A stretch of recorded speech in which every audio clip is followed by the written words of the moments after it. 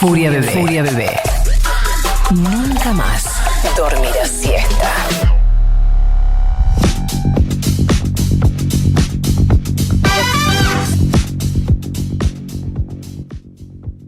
Bien, bien, momento de la data que importa, como todo el año, la juventud y las ideas de la mano de Nikki Becker para hacer un mundo menos horrendo y sucio.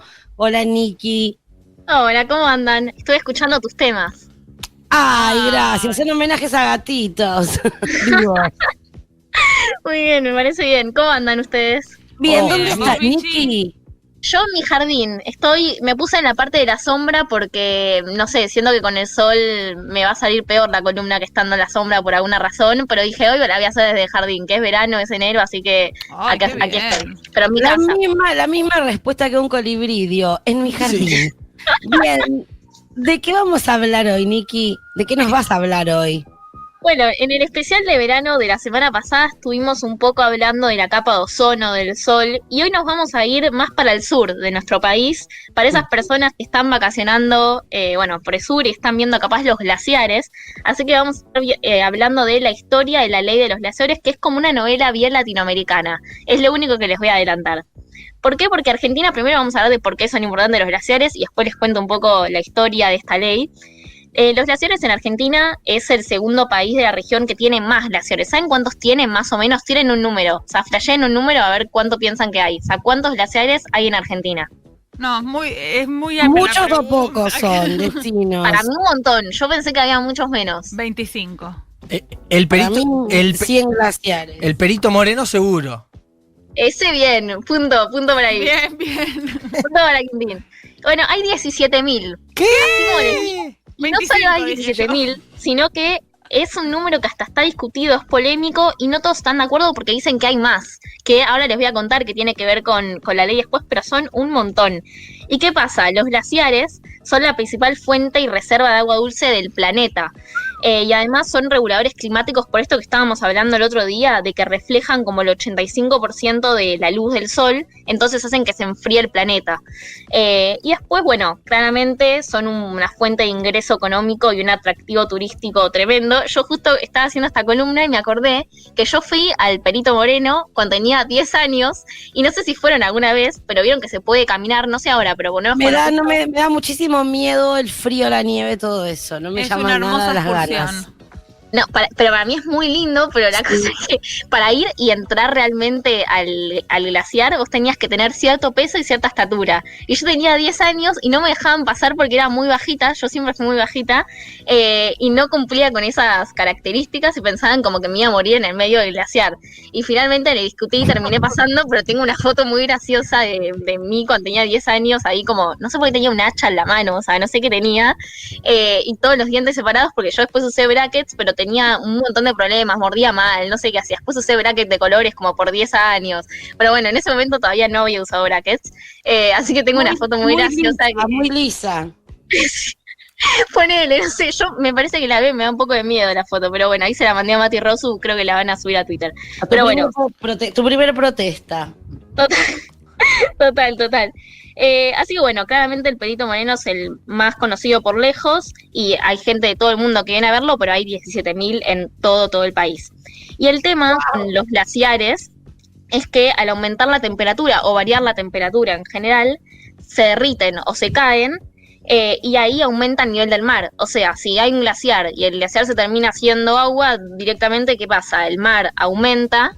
Y después hay ciudades que, ¿viste cuando se dice que la crisis climática trae inundaciones o que la crisis climática puede dejar abajo de ciudades o islas enteras? Bueno, tiene que ver con esto, tiene que ver con que los glaciares se derriten y al derretirse sube el nivel del mar.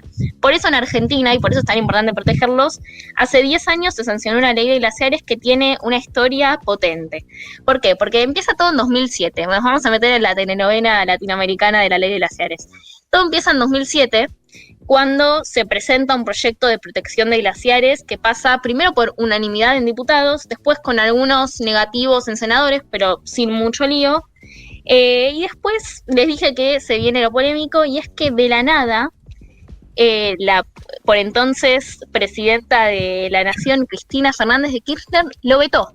De la nada. O sea, como que había pasado y estaban todos muy contentos, no fue ni siquiera tan trabajoso, o sea, sí fue como una gran lucha, pero había pasado y de la nada, en los días siguientes, terminó siendo vetada, ¿no? Por una de las protagonistas de la telenovela hasta el momento, y nadie entendía bien por qué, o sea, qué había pasado.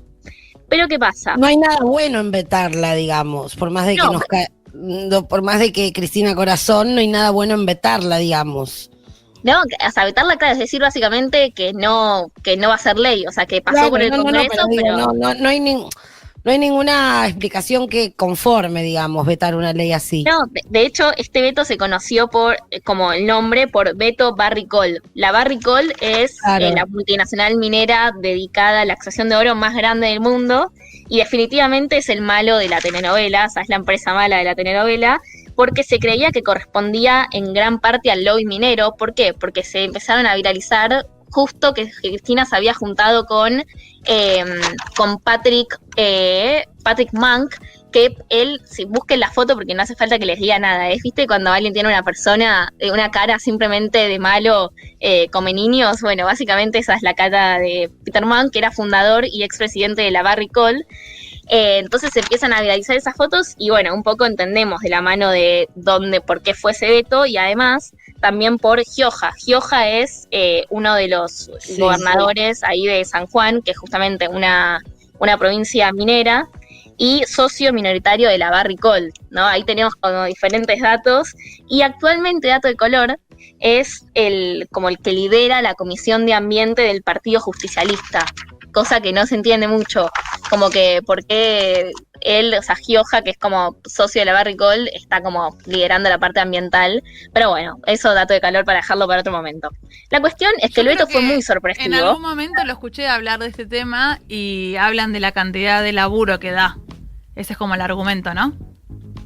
Claro, que ni siquiera están así, porque no genera mucho trabajo la minería, y además genera trabajos que no son muy bien, de calidad. Bueno, la guerra también genera trabajo, es como Claro, o sea, es una respuesta, claro. Pero sí, igual es lo que hablamos de la minería en general, tiene que ver con que no es minería sí, o sea, no tiene que ver con una cuestión sí o no, sino tiene que ver con cómo, de qué forma, qué controles, para quién se queda con la plata, o sea, dejan muy poca plata en el país estas multinacionales, entonces tampoco es que nos sirve mucho, es un gran negocio.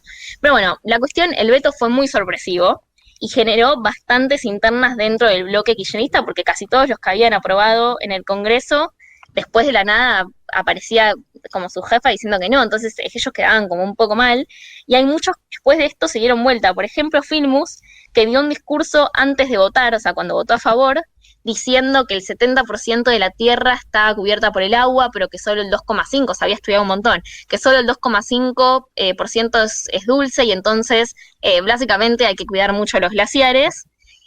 Dio todo un discurso como muy largo, muy potente, y después del veto se convierte en el mayor impulsor de un proyecto alternativo menos exigente y más favorable a los intereses mineros. Filmus, o sea, días después. Entonces, bueno, sigue la novela, yo les dije, es como, fue todo una historia. Después, Miguel Bonazo decide presentar a los 2 años un proyecto muy similar al que había sido vetado, mientras que Filmus, como les dije, había presentado uno propio en senadores, o sea, él estaba en diputados y Filmus estaba en senadores. Y ahí empieza el lío de nuevo, porque empiezan a debatir en vivo, porque uno quería que pase su proyecto, el otro quería que pase su proyecto. Una vez debatieron en vivo en 678 y fue más parecido a ver Gran Hermano que a un debate en serio, porque se gritaban enfrente, no sé, Bonazo le gritaba a Filmus, usted le hace juego a la Barrick-Gold, o sos empleado de la Barrick, o sea, ese tipo de cosas se lo decían en vivo en la tele, discutiendo con los dos proyectos en la mano. Y después, que mucha la cuestión tenía que ver con que Filmus tenía que, o sea, el proyecto que justamente defendía Filmus era que los gobernadores tenían como la última palabra, iban a controlar, entonces le convenía a Gioja, que era gobernador en ese momento, por ahí iba un poco la pelea, pero bueno, la cuestión es que se terminan poniendo de acuerdo en presentar una ley en conjunto, Filmus y Bonazo, que fue aprobada en 2010, el mismo día que se aprobó la ley de matrimonio igualitario, fue el mismo día. Y actualmente tenemos una ley de glaciares, o sea, a pesar de que se vetó en su momento, después sí terminó saliendo. ¿Y qué dice la ley? Básicamente que se prohíben las actividades que puedan afectar a la condición natural del glaciar.